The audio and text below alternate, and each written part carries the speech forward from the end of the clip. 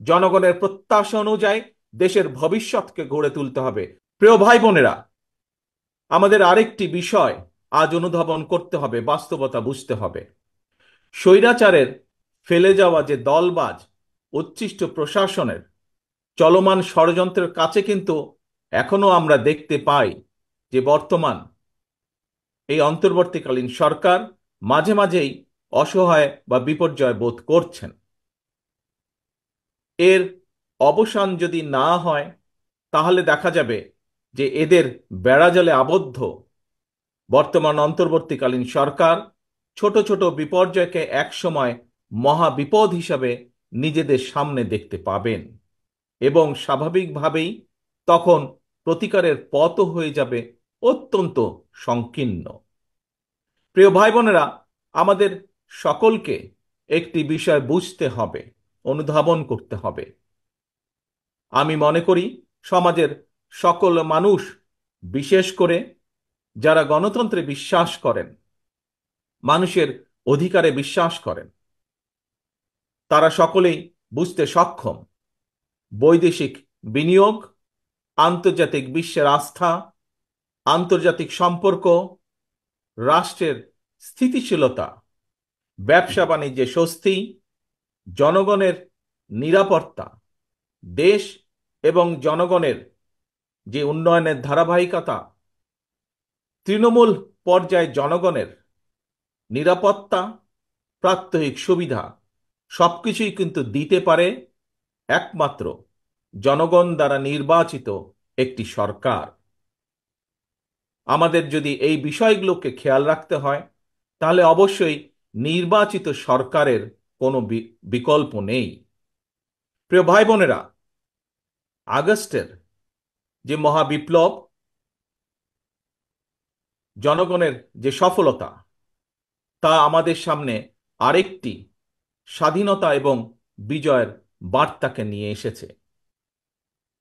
স্বৈরাচার পতনের এই মহা সমরে, এই যুদ্ধে বা এই আন্দোলনের সফলতা দেশের সর্বস্তরের মানুষ, রাজনৈতিক দল, ছাত্র জনতা, গৃহিণী, শ্রমিক সবার অবদানকে আমরা যদি মর্যাদা দিতে ব্যর্থ হই, কিংবা 17 বছর ধরে অবিরাম আন্দোলনে গুম খুন, হামলা মামলা আর নির্যাতনে পৃষ্ঠ লক্ষ লক্ষ রাজনৈতিক কর্মীর অবদানকে যদি আমরা যথাযথ মূল্যায়নে সমর্থ না হই, তাহলে ইতিহাস কিন্তু আমাদের কাউকেই ক্ষমা করবে না।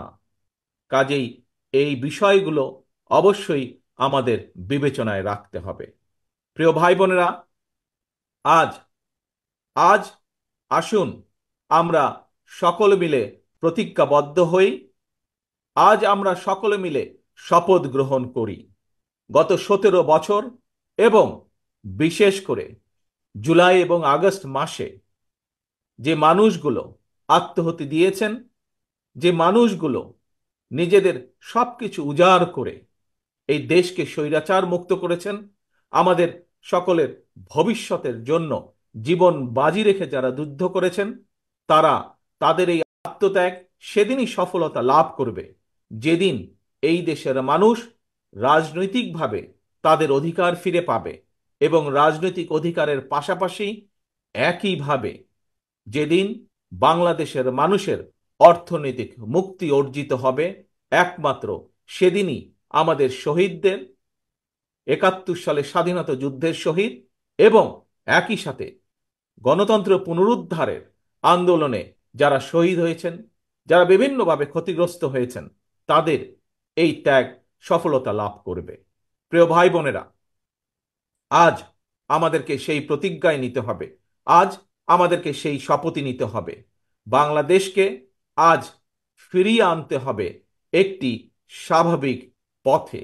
বাংলাদেশের মানুষ যা প্রত্যাশা করে, দলমত নির্বিশেষে প্রতিটি মানুষ জীবনের যে নিরাপত্তা প্রত্যাশা করে, প্রতিটি শিশু, প্রতিটি ছাত্র ছাত্রী শিক্ষার যে নিরাপত্তা, শিক্ষার যে গ্যারান্টি চায়, আমাদেরকে প্রতিটি কৃষক তাদের কাজের যে স্বীকৃতি চায়, এই সকল কিছু পর্যায়ক্রমিকভাবে ধীরে ধীরে আমাদেরকে প্রতিষ্ঠিত করতে হবে।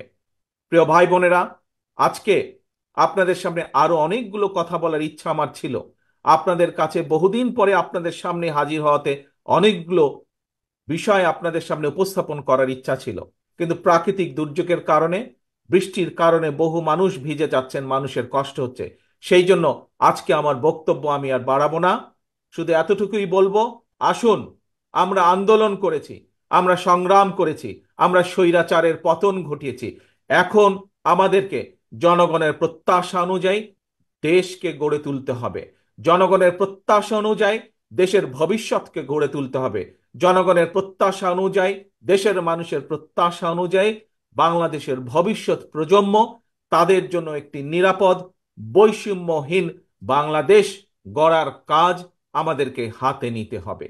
সেই শপথ নিয়ে এবং সেই প্রত্যাশা রেখে আজকে আমার বক্তব্য আমি শেষ করছি।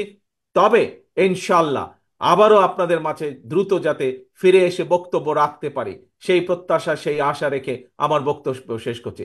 আল্লাহ হাফেজ। বাংলাদেশ জিন্দাবাদ। বাংলাদেশ জাতীয়তাবাদী দল জিন্দাবাদ।